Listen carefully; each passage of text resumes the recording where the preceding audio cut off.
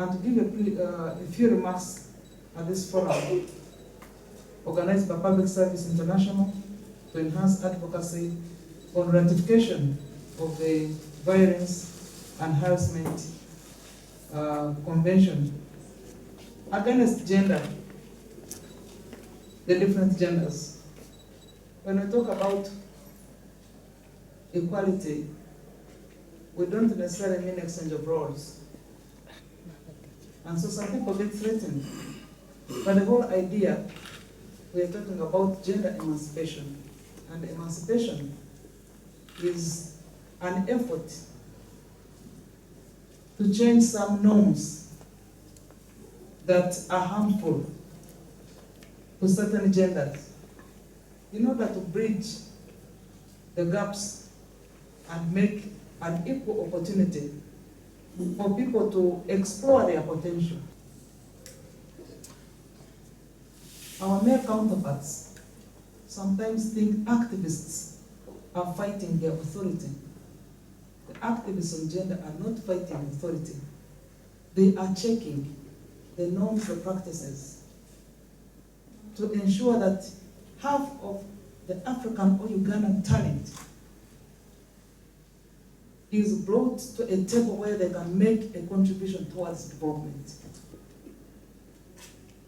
As you may all note, that violence and harassment is a great violation of the rights of all persons, including the ability to exercise other fundamental labor rights.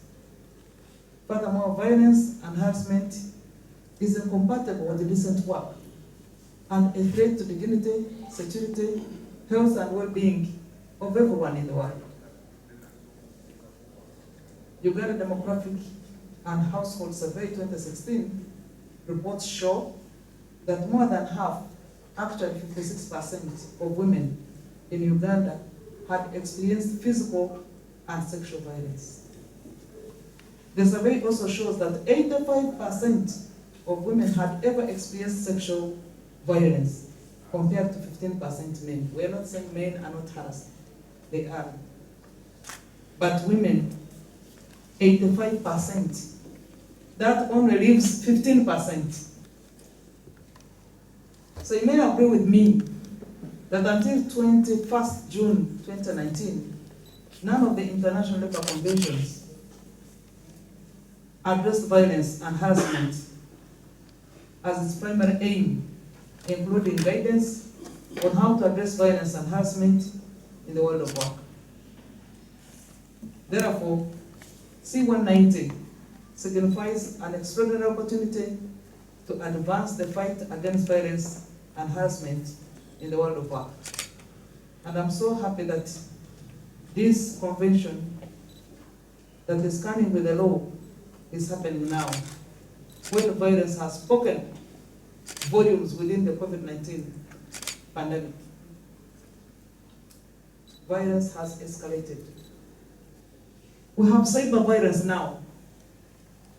From the time of the lockdown, somebody sends you work at home virtually and also sends a big message, very bad message. Pornography.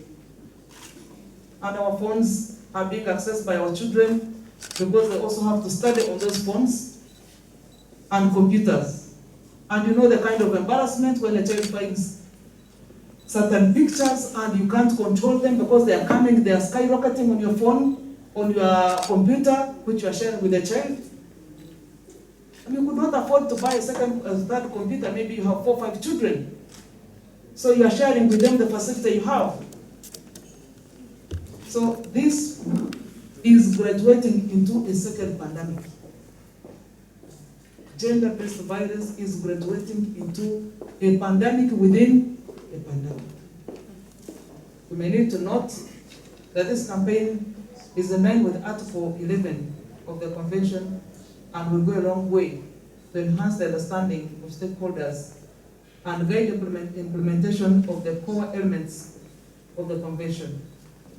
I also take this opportunity to inform all of us that a lot of progress has been made towards ratification, and the only remaining step is the approval by the Ministry of Stock Policy Management which we shall hold within the course of next week, before the same is submitted to Cabinet for discussion and approval. So stand assuredly that we are more than ready to ratify this convention. The convention, once ratified, will help strengthen the legal framework for enforcement of standards related to elimination of violence and harassment in the world of work, including gender-based violence. All of us need to work together. Remember that currently, and even after ratification of the C-190, more efforts will be required from all of us and government workers and employees to ensure that violence and harassment is addressed in relevant national policies, including provision of adequate guidance, resources, training, and other tools required by the Convention.